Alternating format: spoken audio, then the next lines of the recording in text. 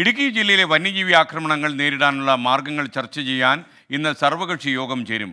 വനമന്ത്രി AK ശശീന്ദ്രൻ്റെ അധ്യക്ഷതയിൽ ജില്ലാ കളക്ടറേറ്റിലാണ് യോഗം നടക്കുക. വന്യജീവി ആക്രമണങ്ങൾ വർദ്ധിക്കുന്നതിൽ പ്രത്യക്ഷ സമരവുമായി ഇടുക്കി രൂപത രംഗത്ത് വന്നു. വന്യജീവി ആക്രമണം തടയാൻ നടപടിയെടുക്കണമെന്നാവശ്യപ്പെട്ട് പൂപ്പാറയിൽ ഇന്ന് ബഹുജന റാലിയും സംഘടിപ്പിക്കുന്നുണ്ട്. രാഹുൽ വിജയൻ ചേരുന്നു ഇടുക്കിയിൽ നിന്ന്. വീണ്ടും പറയൂ രാഹുൽ വിജയൻ. കഴിഞ്ഞ 2 മാസത്തിനിടെ 5 പേരാണ് ഇടുക്കിയിൽ കാട്ടാന ആക്രമണത്തിൽ കൊല്ലപ്പെട്ടത്. നിരവധി പേർക്ക് കാട്ടുപന്നി ആക്രമണത്തിൽ പരിക്കേൽക്കുകയും ചെയ്തിരുന്നു. ഈ പശ്ചാത്തലത്തിലാണ് സർവകക്ഷി യോഗം ചേരാൻ വനം വകുപ്പിന്റെ തീരുമാനമുണ്ടായത്.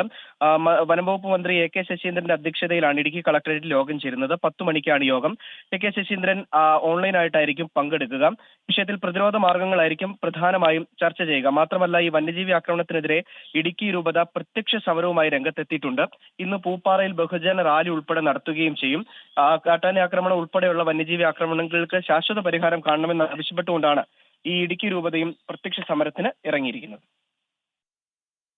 ലോകത്തെവിടെയായാലും ഏത് സമയത്തും 24 വാർത്തകളും ഓഗ്മെന്റഡ് റിയാലിറ്റി പാക്കേജുകളും എക്സ്പ്ലെയിനറുകളും വിശദമായി കാണാൻ ഞങ്ങളുടെ YouTube ചാനൽ നിങ്ങൾക്ക് സബ്സ്ക്രൈബ് ചെയ്യാം.